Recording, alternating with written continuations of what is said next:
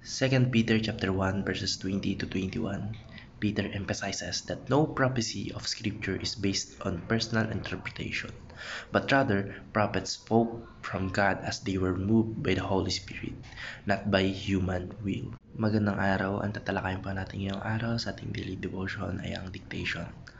At ang una pong turuan na natutuhan ko ngayong araw kay Pastor Russell Ocampo ay the Bible, it is influenced by human personalities.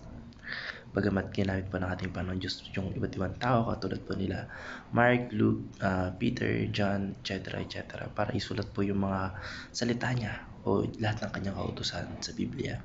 Hindi po inalis ng ating Panginoon Diyos yung kanilang personalidad, yung estilo ng pagsasalita nila, at yung mga karanasan nila. Kasi kagaya pa ng sinabi ni Pastor Russell Ocampo na may mga taong naniniwala o sa doctrine ng ibang churches o ibang religion na ang pagsulat sa Biblia ay dinictate o ano ba term na ito?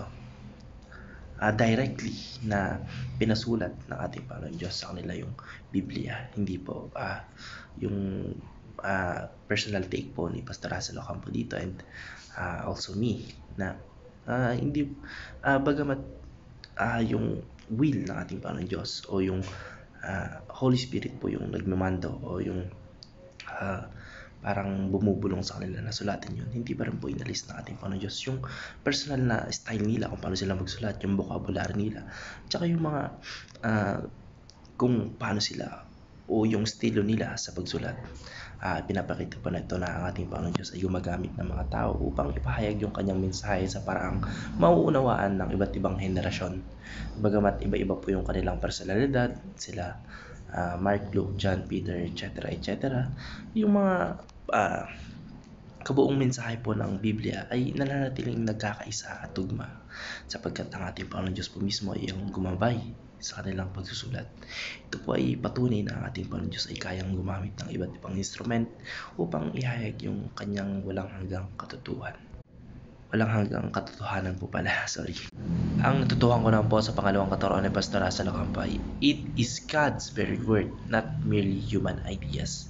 Kahit na po yung Biblia ay sinulat ng mga tao, ang tunay po ng pinagmulan ng mensahe na ito ay ang ating Panginoon Diyos po mismo. Hindi po ito produkto ng imahinasyon o opinyon o interpretasyon ng mga tao, kundi ito po ay galing po sa ating Panginoon Diyos po mismo. Ang Espiritu Santo po ang nagbibigay gabay sa mga manunulat upang tiyakan yung kanilang sinulat ay ayon po sa kalooban ng ating Panginoon Diyos. Ang mga mensaheng matatagpuan po sa Biblia ay hindi resulta ng imahinasyon o haka-haka o yung mga personal na opinion ng mga manunulat. Sa halip, ang bawat salita po ay nagmula sa ating Panginoon Diyos na siyang nagbigay ng mga mensahe sa pamamagitan po ng Espiritu Santo. Ang mga propeta po at manunulat ng Biblia ay naging daluyan lamang ng salita ng ating Panginoon Diyos.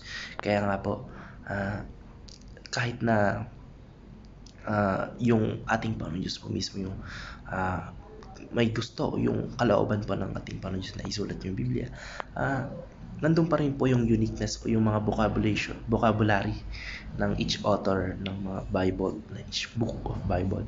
Kasi nga po, naging daluyan lamang sila. So, mayroon silang uniqueness kung paano nila deliberate yung salita ng Diyos. Kaya, ang Biblia po ay may kapangyarihang magbago ng buhay, magbigay ng kaliwanagan sa isip at magturo sa atin ng tamang landas. Ang natutuhan ko naman po sa pangatlong katuruan ni Pastor Russell Ocampo ay it is fully inspired, reliable, and authoritative. Dahil po ang Biblia ay inspirasyon ng ating Panginoon Diyos, ito po ay napagkakatiwalaan sa lahat ng aspeto o aspect ng ating mga buhay at ating mga pananampalataya. Ang salita po ng Panginoong Diyos ay hindi lamang nagbibigay ng impormasyon, kundi nagdadala rin sa atin ng pagbabago sa ating mga buhay, sa lahat ng aspeto ng ating mga buhay. Dahil po, ito po ay ang salita ng Diyos, ito po ay ganap na totoo, hindi nagkakamali, at may kapangyarihang itama yung mga maling pananaw at pag-uugali ng mga tao. Ang pagiging inspirasyon po ng Biblia ay nagbibigay sa kanya ng ganap na authority sa lahat ng aspeto ng moralidad, pananampalataya at pag-uugali. Yun lamang po. Maraming salamat and God bless. Amen.